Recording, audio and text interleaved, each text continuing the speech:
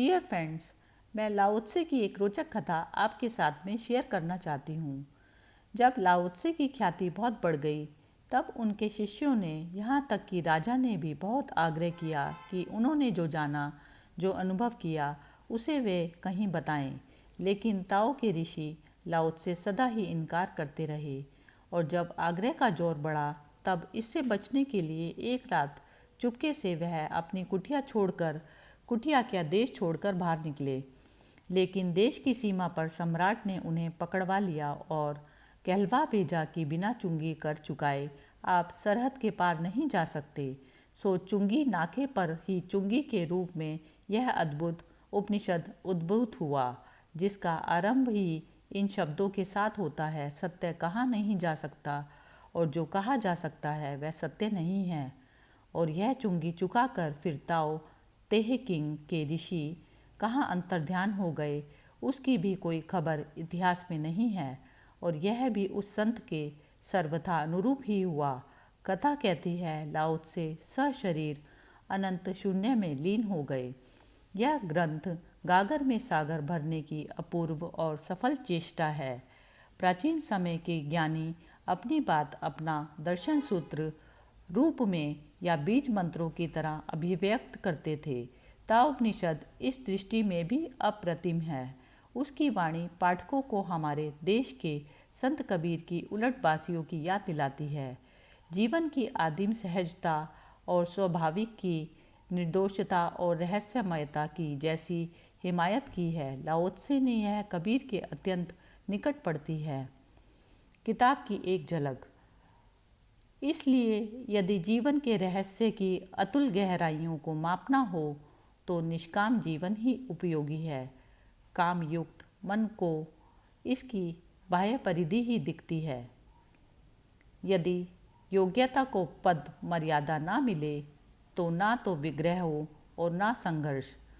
यदि दुर्लभ पदार्थों को महत्व नहीं दिया जाए तो लोग दस्यु वृत्ति से भी मुक्त रहें। यदि उसकी ओर जो स्पर्शनीय है उसका ध्यान आकर्षित ना किया जाए तो उनके हृदय अनुद्विग्न रहें। घाटी की आत्मा कभी नहीं मरती, इसे हम स्त्रैण रहस्य ऐसा नाम देते हैं। इस स्त्रैण रहस्यमयी का द्वार स्वर्ग और पृथ्वी का मूल स्रोत है। यह सर्वथा अविच्छिन्न है, इसकी शक्ति अखंड है और इसकी सेवा सहज उपलब्ध होती है। सर्वोत्कृष्टता जल के सदृश होती है। जल की महानता पर हितैषणा में निहित होता है और उस विनम्रता में हाथी है, जिसके कारण यह अनायास ही ऐसे निम्नतम स्थान ग्रहण करती है जिनकी हम निंदा करते हैं। इसलिए तो जल का स्वभाव ताओ के निकट है। आवास की श्रेष्ठता स्थान की उपयुक्तता में होती है। मन की श्रेष्ठता उसकी अतल निस्तब्धता में। संसर्ग की श्रेष्ठता पुण्य आत्माओं के साथ रहने में। शासन की श्रेष्ठता अमन चैन की स्थापना में।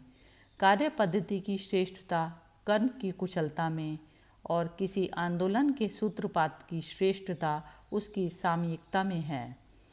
और जब तक कोई श्रेष्ठ व्यक्ति अपनी निम्न स्थिति के संबंध में कोई वितंडा खड़ा नहीं करता, तब तक भी समादृत होता है। लाओ त्से ने ये अकेली एक ही किताब लिखी है, और यह उसने लिखी जिंदगी के आखिरी हिस्से में। उसने कोई हिसाब कभी नहीं लिखी और उसने कोई किताब कभी नहीं लिखी, और जिंदगी भर लोग उसके पीछे पड़े थे। साधारण से आदमी से लेकर सम्राट तक उसने उससे प्रार्थना की थी कि लाओ त्से आपने अनुभव को लिख जाओ। लाओ त्से हंसता और टाल देता, और लाओ त्से कहता, कौन कब लिख पाया है। मुझे उस नासमझी में मत डालें। पहले भी लोगों ने कोशिश की है, और जो जानते हैं उनकी कोशिश पर हंसते हैं क्योंकि वे असफल हुए हैं, और जो नहीं जानते वे उनकी असफलता को सत्य समझकर पकड़ लेते हैं। मुझसे यह भूल मत कराएं। जो जानते हैं वे मुझ पर हंसेंगे कि देखो लाओ त्से भी वही कर रहा है। जो नहीं कहा जा सकता उसे कह रहा है, जो नहीं लिखा जा सकता उसको लिख रहा है। ये मैं नहीं करूँगा। लाओ त्से जिंदगी भर टालता रहा, मौत करीब आने लगी तो मित्रों का दबाव और शिष्यों का आग्रह भारी पड़ने लगा। लाओ त्से के पास सच में संपदा तो बहुत थी। बहुत कम लोगों के पास इतनी संपदा होती है। बहुत कम लोगों ने इतना गहरा जाना और देखा है, जो स्वाभाविक था। आसपास के लोगों का आग्रह भी उचित और ठीक ही था। लाओ त्से लिख जाओ, लिख जाओ। जब आग्रह बहुत बढ़ गया और मौत दिखाई देने लगी आते हुए और लाओ त्से मुश्किल में पड़ गया तो एक रात निकल भागा उन लोगों की वजह से जो पीछे पड़े थे कि लिखो, बोलो, कहो। सुबह शिष्यों ने देखा कि लाओ त्से की कुटिया खाली है, पक्षी उड़ गया, पिंजरा खाली पड़ा है। वे बड़ी मुश्किल में पड़ गए। सम्राट को खबर की गई और लाओ त्से को देश की सीमा पर पकड़ लिया गया। सम्राट के अधिकारी भेजे और लाओ त्से को रुकवाया चुंगी पर, देश की जहाँ चीन की सीमा समाप्त होती थी। और लाओ त्से से कहा कि सम्राट ने कहा है कि चुंगी दिए बिना तुम ना जा सकोगे। तो लाओ त्से ने कहा कि मैं तो कुछ भी साथ नहीं लिए जा रहा जिससे कि मुझे चुंगी देनी पड़े। सम्राट ने कहलवा भेजा कि तुमसे ज़्यादा संपत्ति इस मुल्क के बाहर कभी कोई आदमी लेकर नहीं भागा। रुको, चुंगी नाके पर, और जो भी तुमने जाना है लिख जाओ। यह किताब उस चुंगी नाके पर लिखी गई थी। वह लिख जाओ तो मुल्क के बाहर निकल सकोगे, अन्यथा मुल्क के बाहर नहीं जा सकोगे। मजबूरी में पुलिस के पहरे में यह किताब लिखी गई थी। लाओ त्से ने कहा, ठीक है, मुझे जाना ही है बाहर तो मैं कुछ लिख जाता हूँ। यह ताओ ते किंग अनूठी किताब है। इस तरह कभी नहीं लिखी गई कोई किताब। भाग रहा था लाओ त्से इसी किताब को लिखने से बचने के लिए। निश्चित कठोरता लगती है सम्राट ने जो किया, लेकिन दया भी लगती है।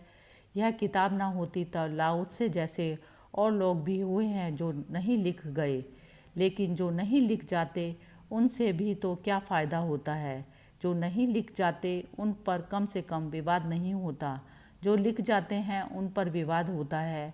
जो लिख जाते हैं उनके एक एक शब्द पर हम विचार करते हैं कि इसका क्या मतलब है, और मतलब शब्दों के बाहर ही रह जाता है। कभी अगर मनुष्य जाति का अंतिम लेखा जोखा होगा तो कहना मुश्किल है कि जो लिख गए हैं वे बुद्धिमान समझे जाएंगे कि जो नहीं लिखे गए वे बुद्धिमान समझे जाएंगे। वैसे दो में एक कुछ भी चुनो, द्वैत का ही चुनाव है। कोई लिखने के खिलाफ चुप रहने को चुन लेता है, बाकी द्वैत से बचने का कोई उपाय नहीं।